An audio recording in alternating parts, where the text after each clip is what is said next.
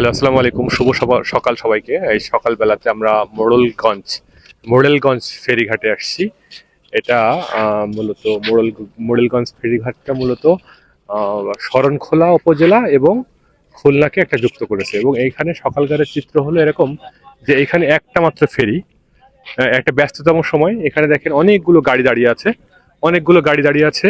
দেখেন অনেকগুলো একেবারে অগণিত দাঁড়িয়ে দাঁড়িয়ে আছে। বাট এখানে ফেরি দরকার হলো দুইটা অথবা তিনটা, কিন্তু এই মানে বাংলাদেশ ওয়াটার ডেভেলপমেন্ট যেটা প্রতিষ্ঠান, এদের কিছু অব্যবস্থাপনা আমরা দেখতে পেলাম। সেখানে দেখেন যে এখানে দুইটা অথবা তিনটা ফেরি সবসময় থাকা দরকার।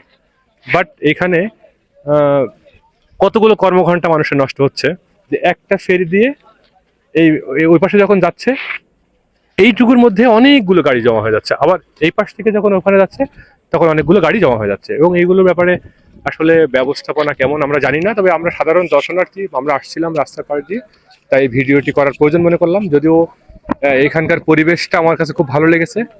এখানকার কর্মব্যস্ত মানুষ এবং মানুষের জীবনযাত্রা, মানুষের সবাই কর্মব্যস্ত, এবং কেউ মাছ নিয়ে যাচ্ছে, কেউ ব্যক্তিগত কাজে যাচ্ছে, ব্যবসার কাজে যাচ্ছে।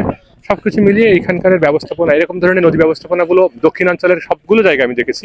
শুধু মোড়েলগঞ্জ ফেরিঘাট বলছি না, বিভিন্ন জায়গার ফেরিঘাটগুলোতে আমি ঘুরে ঘুরে দেখেছি যে এই ফেরি ব্যবস্থাপনাটা খুব বেশি জটিল। এবং এখানকার যে টোলের হার বা এখানকার চাঁদার হার, দেখা যাচ্ছে যে 160 টাকা নেওয়ার কথা, নিয়ে একটু সময় ডিফারেন্স হলে সেখানে 200 টাকা নিয়ে বসছে। বা এই যে মানে অব্যবস্থাপনা, এগুলো দেখার আসলে কেউ নেই বাংলাদেশের মতো জায়গায়।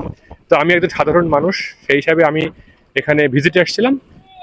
সেই সূত্র ধরে আমি এই বিষয়গুলো আমার চ্যানেলে তুলে ধরলাম। আশা করি বাংলাদেশ সরকার বা বাংলাদেশে যারা নদী ব্যবস্থাপনায় আছেন, বিশেষ করে বাংলাদেশ ওয়াটার ডেভেলপমেন্ট যে কর্পোরেশন, তারা কিন্তু এই বিষয়গুলো নিয়ে আরো বেশি ম্যানেজমেন্ট করতে পারবে। এবং ম্যানেজমেন্ট করলে হয়তো এটা উন্নত দেশের মতো আমাদের এই ব্যবস্থাপনাগুলো করা যেতে পারে। সেক্ষেত্রে কিন্তু এগুলোর জন্য বাংলাদেশের মানুষের কর্মঘণ্টা বাঁচবে এবং মানুষ কিন্তু আরো বেশি ডেভেলপ করতে পারবে। তো আমরা দক্ষিণাঞ্চলে যে বিশেষ করে খুলনা বিভাগের এই যে সকল এই সুন্দরবন বিস্তৃত এলাকাতে যে আমরা নদীগুলো দেখি, সেইগুলোতে যে যতগুলো জায়গাতে আমি ফেরি দেখেছি, বিশেষ করে চালনা ফেরিঘাটে আমি দেখেছি বা অন্যান্য জায়গায় যতগুলো ফেরিঘাটে দেখেছি, সবগুলোতে দেখছি এই ধরনের অব্যবস্থাপনা। এবং যে যার মতো টোল আদায় করছে, যে যার মতো চাঁদা আদায় করছে, বিভিন্ন রকমের সমস্যা ম্যানেজমেন্ট, এগুলো আসলে একটা সিস্টেমের মধ্যে আসা দরকার।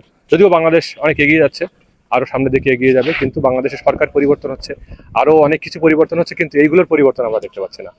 সুন্দর একটা পরিবেশের মধ্যে এই কথাগুলো তুলে ধরলাম। আশা করি বাংলাদেশ সরকার এগুলো নিয়ে কাজ করবে। ধন্যবাদ সবাইকে। আসসালাম।